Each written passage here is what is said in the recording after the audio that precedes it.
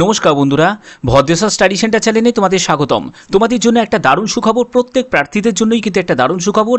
সেটি হচ্ছে government of India, ministry of communication, department of post অর্থাৎ পোস্ট অফিসের তরফ থেকে আবার একটি নতুন নিয়োগ বিজ্ঞপ্তি প্রকাশিত করা হয়েছে, যেখানে তোমাদের গ্রুপ ডি স্টাফ পদে নিয়োগ করা হচ্ছে। Group D staff, group D কর্মী পদে তোমাদের নিয়োগ করা হচ্ছে। এই ভিডিওর মাধ্যমে তোমাদের যাবতীয় ইনফরমেশন তোমরা এটা পাবে। এবং আর একটা কথা তোমাদের বলে রাখি, এখানে তোমরা যে কোনো এজের প্রার্থীরাই কিন্তু আবেদন করতে পারবে। মিনিমাম এজ হচ্ছে 18 বছর, কিন্তু ম্যাক্সিমাম এজ লিমিট সেটি কিন্তু অনেকটাই বেশি আছে।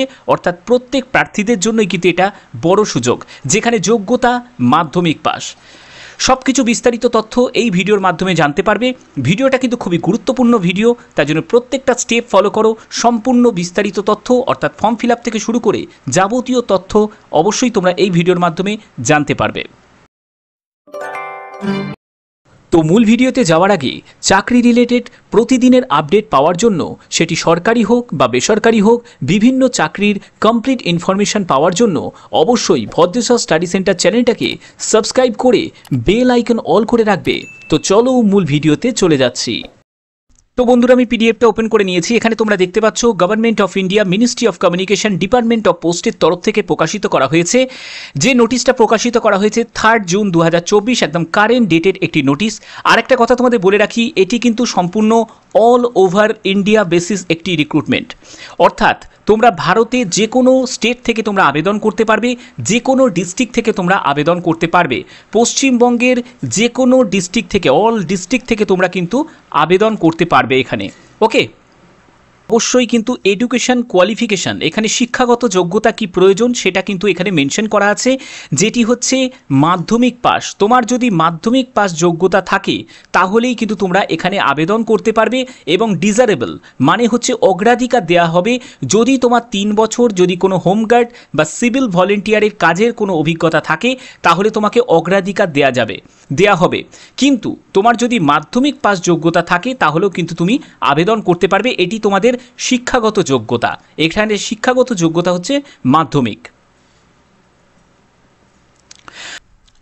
আচ্ছা, এখানে দেখো তোমাদের বেতন কত টাকা থাকবে। যেখানে বলা হচ্ছে যে classification general central service group C non gazetted অনুযায়ী তোমাদের এখানে বেতন যেটি থাকবে সেটি হচ্ছে লেভেল 2 19,900 টাকা থেকে 63,200 টাকার মধ্যে তোমাদের বেতন থাকবে।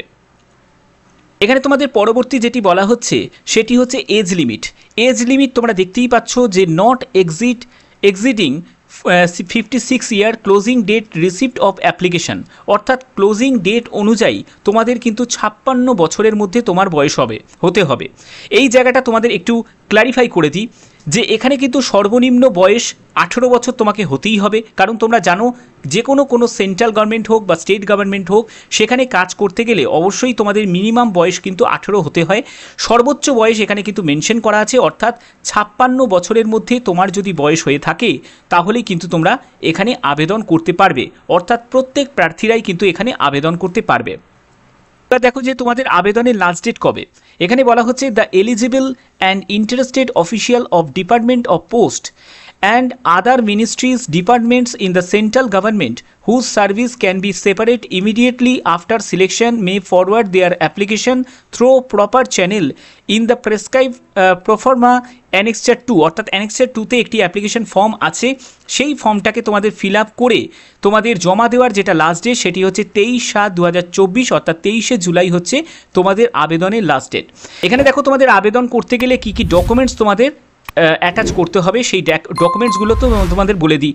যেমন প্রথমত যেটা লাগছে সেটা হচ্ছে এডুকেশন কোয়ালিফিকেশান, যেখানে তোমরা মাধ্যমিক সার্টিফিকেট দিচ্ছ। তারপরে হচ্ছে তোমাদের প্রফেশনাল কোয়ালিফিকেশান, যেটা তোমাদের যা সার্টিফিকেট তোমাদের প্রয়োজন, অর্থাৎ তোমাদের হচ্ছে ড্রাইভিং সার্টিফিকেট প্রয়োজন, ঠিক আছে। আচ্ছা, এর পরবর্তী যেটি লাগছে সেটা হচ্ছে তোমাদের ডেট অফ বার্থ, ডিওবি।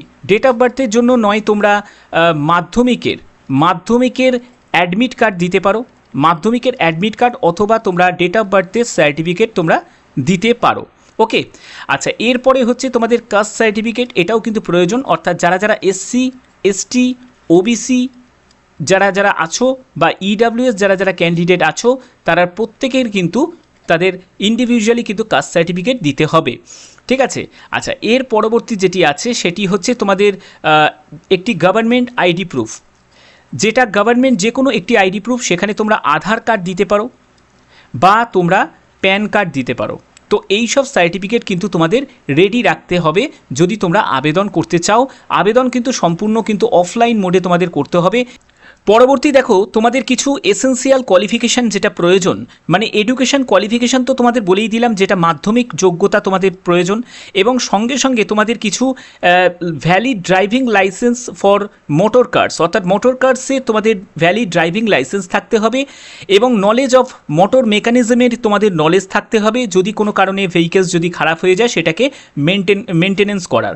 এবং পরবর্তী যেটি সেটি হচ্ছে এক্সপিরিয়েন্স ড্রাইভিং মোটর কার 3 বছরের, অ্যাটলিস্ট 3 বছরের কিন্তু তোমাদের ড্রাইভিং মোটর কারের তোমাদের অভিজ্ঞতা প্রয়োজন। অর্থাৎ এডুকেশন কোয়ালিফিকেশনের সাথে সাথে তোমাদের এই যে প্রফেশনাল কোয়ালিফিকেশান এটাও কিন্তু থাকতে হবে।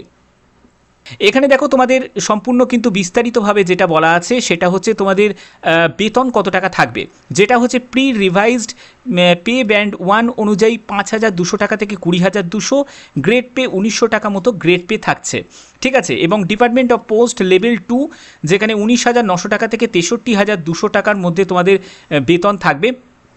অর্থাৎ আগের তুলনায় কিন্তু বেতন লেভেল কিন্তু বেড়েছে প্রত্যেকটা পোস্টে, কারণ তোমরা জানো সেন্ট্রাল গভর্নমেন্টে কিন্তু প্রতি বছর যেহেতু 2বার করে যেহেতু ডিএ বাড়ে, তো সেক্ষেত্রে ডিএর পার্সেন্টেজ অনুযায়ী কিন্তু বেতন লেভেল যথেষ্ট পরিমাণে বেশি থাকে।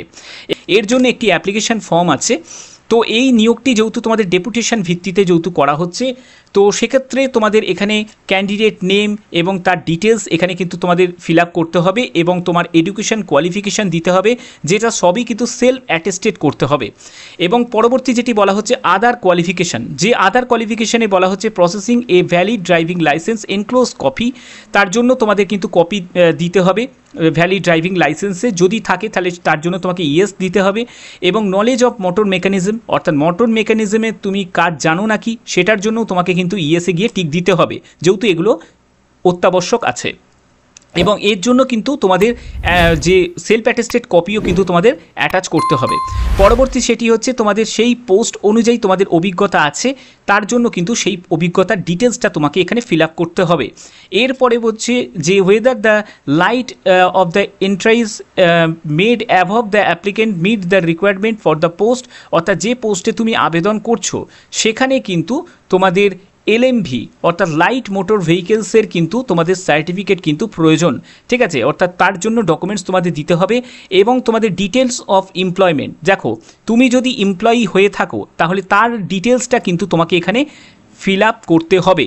যেহেতু এখানে 3 বছরের অভিজ্ঞতার কথা বলা হয়েছে, কোনো রকম ড্রাইভিংয়ে যেহেতু অভিজ্ঞতার কথা বলা হয়েছে, সেহেতু তোমাকে এই জায়গাটাও কিন্তু ফিল আপ করতে হবে যদি তুমি আবেদন করতে চাও।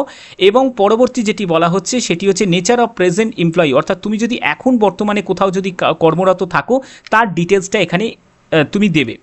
আচ্ছা, এরপরে হচ্ছে weather application made the absorption deputation, অর্থাৎ ডেপুটেশন অ্যাবজর্পশনে তোমাদের ডিটেলসটা এখানে দিতে হবে। অ্যাডিশনাল ইনফরমেশন যাবতীয় সেটা কিন্তু তুমি যদি দিতে চাও সেটা তুমি তোমার যোগ্যতা অনুযায়ী সেটা তুমি এখানে দেবে।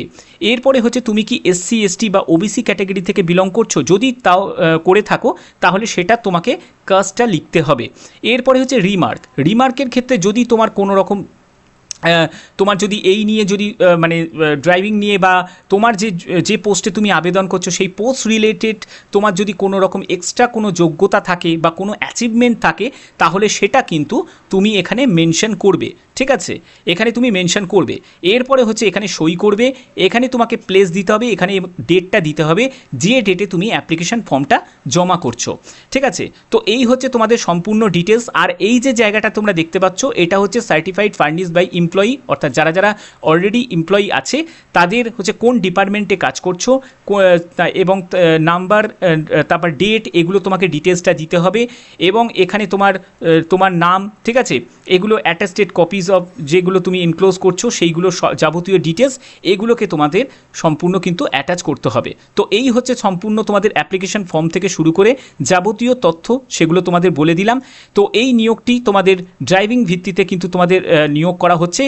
আমার ভিডিওর নিয়মিত তোমরা যারা যারা ফলো করো তারা অবশ্যই অপেক্ষা করো, জিডিএসের কিন্তু নিয়োগ বিজ্ঞপ্তি খুব শীঘ্রই কিন্তু প্রকাশিত করা হয়েছে। জিডিএস রিগার্ডিং কিন্তু যাবতীয় যখনই কোনো আপডেট আসবে আমার চ্যানেলের মাধ্যমে তোমরা সবার আগে কিন্তু ইনফরমেশন পাবে।